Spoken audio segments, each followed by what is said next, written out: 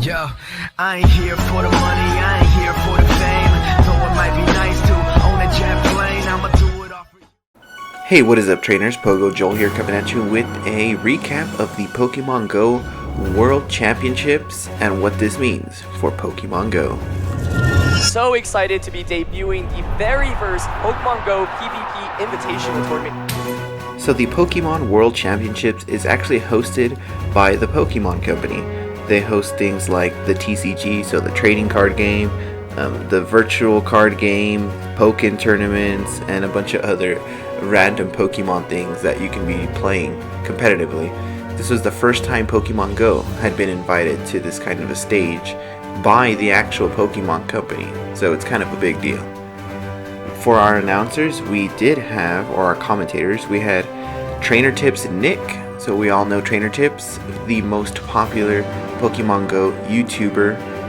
And then we had Aaron Cybertron Zhang, which is a big figure when it comes to the actual trading card game for Pokemon. And it was actually his first time commentating for Pokemon GO. He did reach out on Twitter for some people to help him drop some knowledge and point him in the right direction, and he did amazing with it. Commentators did a really good job presenting this information and then going with the matches. They really did feed off each other's energy, so it worked out really well here. So let's actually go over the rules for the World Championship Pokemon GO Invitational. So it was an open format, open Great League. So Pokemon that are 1500 or below. They did a double elimination tournament, and each match was best of 5. And then they did have some restrictions. Competitors must select a team of 6. They'll choose between the entire tournament, so you're limited to only the 6 you bring in. They did have to submit that, I think, the day before. And then none of the 6 Pokemon can be duplicates. So now that we know the rules, let's go over the competitors, and I will leave links to all of their either YouTube channels or social media, or how to even follow them, down below in a pinned comment. So be sure to check that out, show them some love, and let's get right into those competitors. First we have Junchi Masuda. Masuda is a director of Gamefreak, so he's been working on Pokemon Sword and Shield lately, and he did bring in a interesting team of 6 here. So I did see the live stream quite a few times. I try to get every competitor's team of 6, so here's my best shot. Let's go ahead and go over his team of 6. He had Lucario with Counter, Shadow Ball, and Power Up Punch. He had Clefable with Charm, Dazzling Gleam, and Meteor Mash. He had a Psyduck, not shiny, but it would have been epic if he did have a shiny.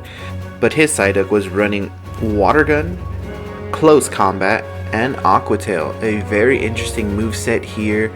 Sometimes you can power up first level Pokemon and get them really high and they can be competitive. Psyduck, not known for that, but you can definitely see that there could be some shield pressure with that moveset. So if he had one maxed out, that might be very interesting. And Umbreon with Feint Attack and Foul Play. Not the ideal charge move, but that's what it looked like he did have. We had Lantern with Charge Beam, Hydro Pump, and Thunderbolt. So Charge Beam charging faster, doesn't do as much neutral damage as Water Gun, but interesting choice. And a Ludicolo running Bubble, Ice Beam, and Solar Beam. So very interesting and unique team. Our next competitor we have Shikagi Morimoto.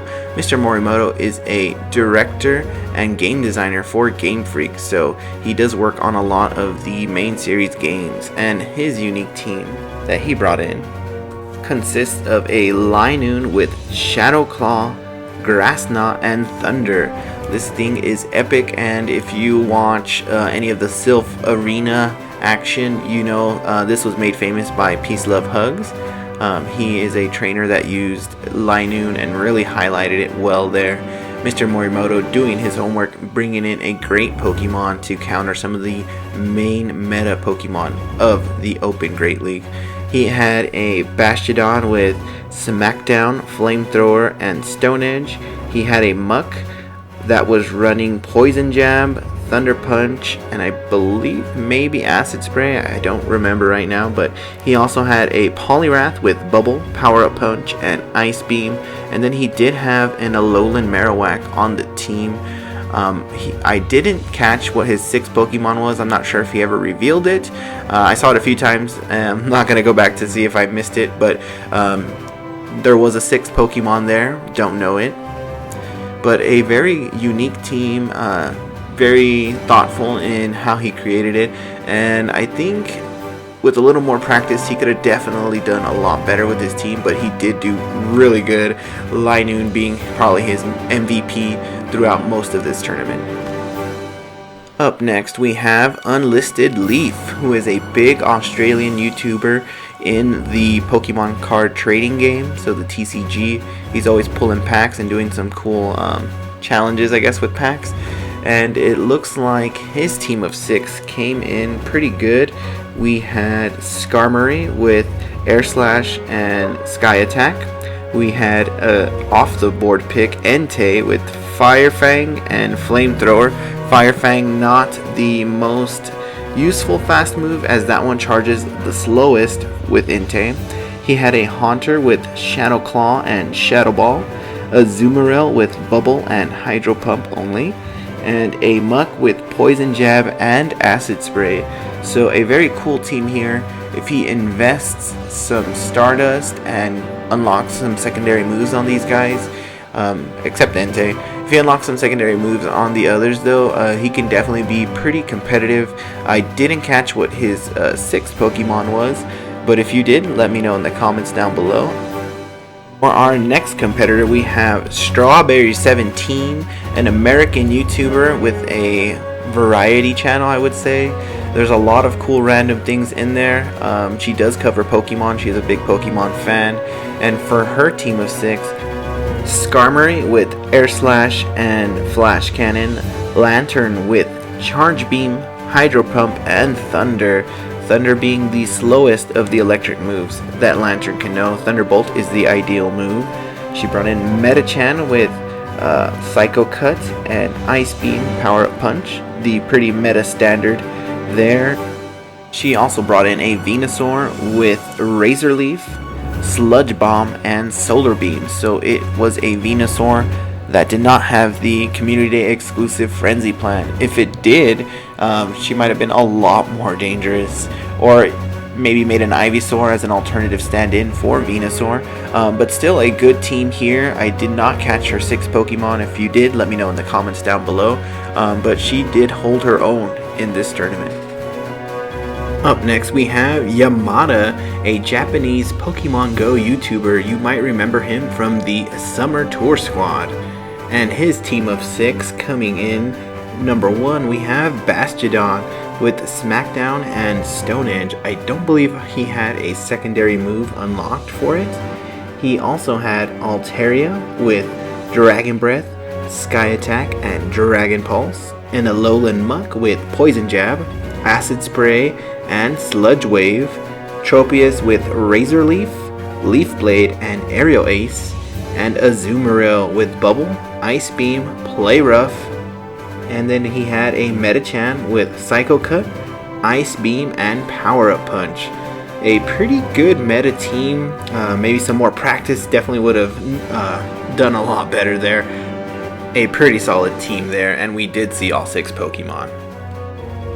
Up next we have a fan favorite, PokeAK, an Alaskan YouTuber and Pokemon Go player. One of the hardest working Pokemon Go YouTubers around, posts a ton of videos daily for the most part. He did post a video talking about his team of 6. Up first we have Azumarill running Bubble, Hydro Pump, and Ice Beam. Next up we have Defense Form Deoxys running Counter, Thunderbolt, and Psycho Boost. So he elected to go with the Thunderbolt variant. Defense Form Deoxys, one of the most diverse Pokemon in Pokemon Go PvP. It has a lot of coverages depending on what movesets you go for.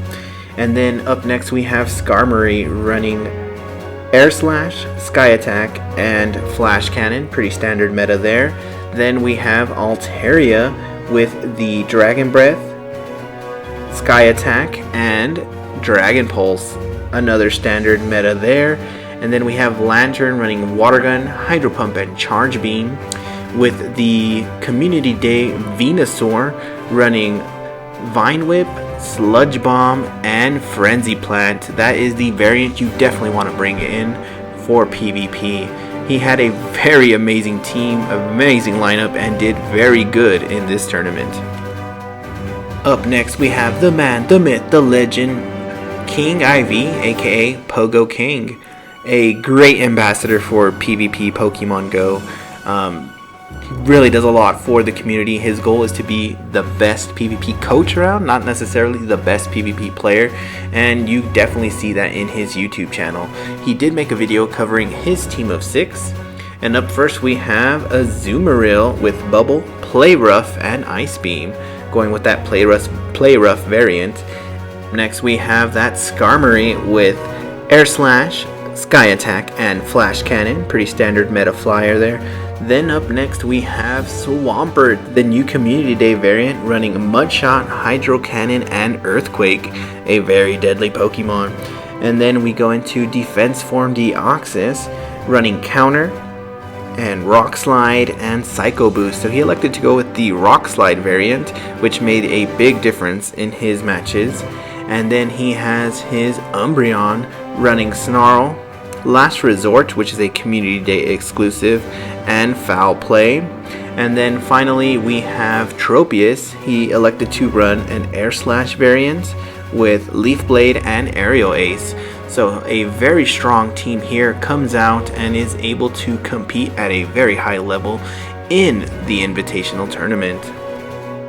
For our final competitor, the Pokemon Company selected one lucky fan to become a member of the Elite 8 that battled up there. We have Carrie May. Carrie May does participate on the Sylph Road. He is not a content creator, but I was able to pull up his Sylph card, and he is a challenger level, so really can hold his own there. Here is his team of 6. We have Bastiodon, Skarmory, Defense Form Deoxys, running Counter, Thunderbolt, and Psycho Boost. We have Azumarill running Bubble, Hydro Pump, and Ice Beam. We have a Sableye running Shadow Claw, and he did have Power Gem and Foul Play on it. And then we have Tropius running Razor Leaf, Leaf Blade, and Aerial Ace.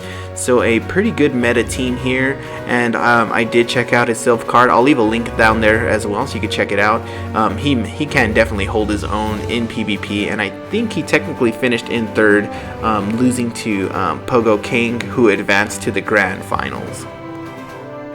So here we have the official bracket popping up here. I did have to screenshot this and edit it because it did not come up that much in the presentation, and I could not find it online, even on their official site. So what is important to note here, this is the final bracket.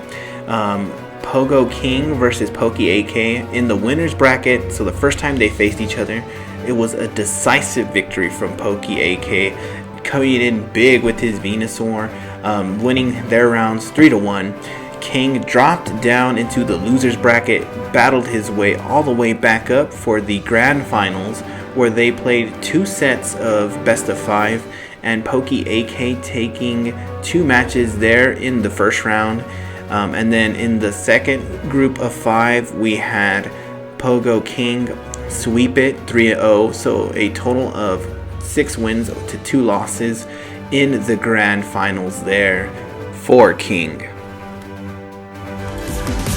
King will be joining Poke AK in the grand finals.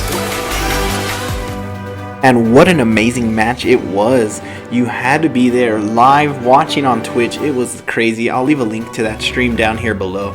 But I believe that was the highest viewership they had at that time for day 1. More people were tuning in to watch Pokemon Go PvP, and then as soon as they cut to the training card game, so much of that viewership dropped off, and then people that were still hanging around were still talking about that matchup there. So a really awesome cup here. We did have some restarts there, maybe a little controversial, maybe not.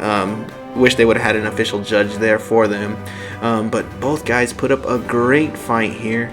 We do have King coming out as the winner, and he gave such an amazing speech after he won, talking about ways to grow Pokemon Go PvP and some of the resources that are out there for players looking to get better. So a great tournament, and what this all means is the Pokemon Company is really starting to take a good look to see how Pokemon Go PvP will hold up in front of a competitive standpoint on their world stage, and it's looking really promising. We do have things like the Sylph Arena, which is stepping up and helping out trainers grow Pokemon Go PvP, so definitely look into it. Compete in local tournaments.